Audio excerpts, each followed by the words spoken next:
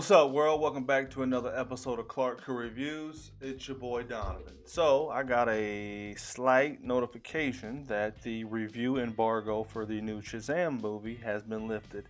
Now, I do have to preface that statement by saying I don't know if it's the official review embargo or just the social media one, because a number of critics have put out their brief review of the movie Shazam, and they are all well, not all, but they're mostly positive. I'm going to read a couple for you, courtesy of Screen Rant, who has did your boy a favor in putting them all on one page. So the first one is from Screen Rant themselves. Shazam is a different kind of DC movie than those that have been released in recent years, but that derives from Sandberg and Gayden building the film from a character-focused standpoint. Because Shazam is a sillier origin story, it makes sense for the movie to be lighter, more humorous side. Though it still has moments of darkness and drama, they are mostly earned by the film, even if the balance isn't always quite right. From Variety, Shazam, on the other hand, is just a light, funny, grounded, engaging, unpretentious, sleight of hand action comedy about a boy in a Superman's body.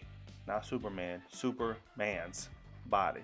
The movie, in other words, is big and tight, and it's Zachary Levi who makes that work in such the same way that Tom Hanks did. Never seen Big myself. If I'm missing out, please let me know in the comment section. Polygon, Shazam embraces the absurd gaggle of elements in Billy Batson's origin story. Subway rides, wizards, a mixture of figures from Christianity, Judaism, and Greek mythology. A hero who wears a marching band cape and succeeds by never spending a moment acting like anyone would consider them absurd at all. I would argue that it does this in a very compelling way. In an even more compelling way than Aquaman, despite the fact that Shazam has to juxtapose the fantastical elements with downtown Philadelphia. It was actually filmed in Toronto, if you want a little set secret that I came about. Vox, it's not that the movie's buoyancy alone makes it so stellar. Fun doesn't always outweigh grimness. Nolan's The Dark Knight is grimly powerful and the pinnacle of superhero storytelling. This is instead a matter of execution, and Shazam's hilarious script and unflinching commitment to the earnestness of its comic book source material work in tandem to deliver the joyous high notes it's going for. EW, Shazam is basically two movies in one. One with Levi and its wise-ass foster brother. I didn't know wise-ass was one word. One with Levi and his wise-ass foster brother.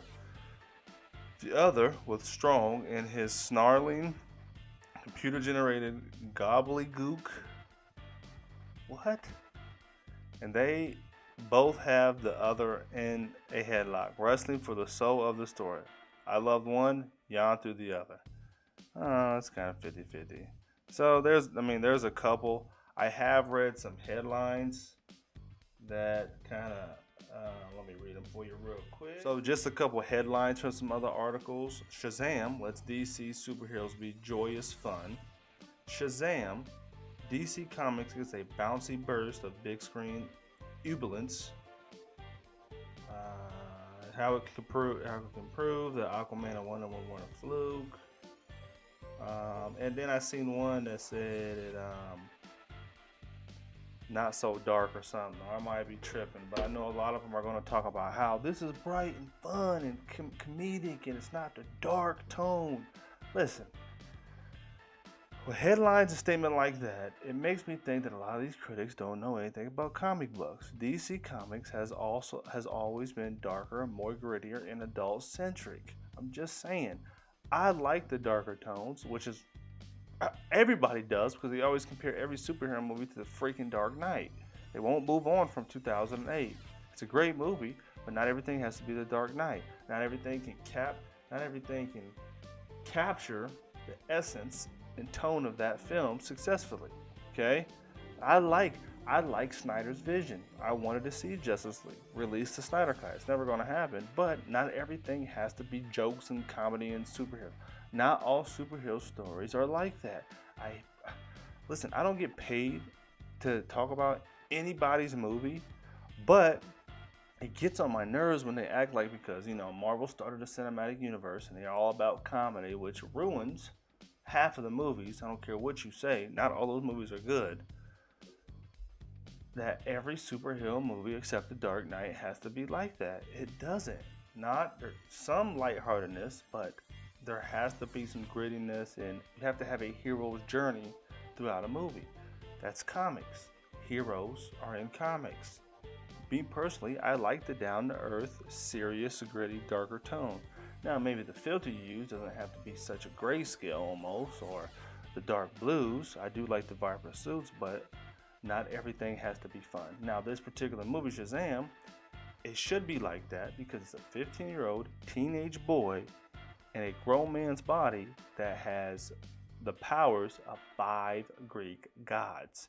He's comparable to Superman. He looks up to Superman. He's in the same universe, connected universe, as Superman and the Justice League and Batman and Wonder Woman. You know what I mean?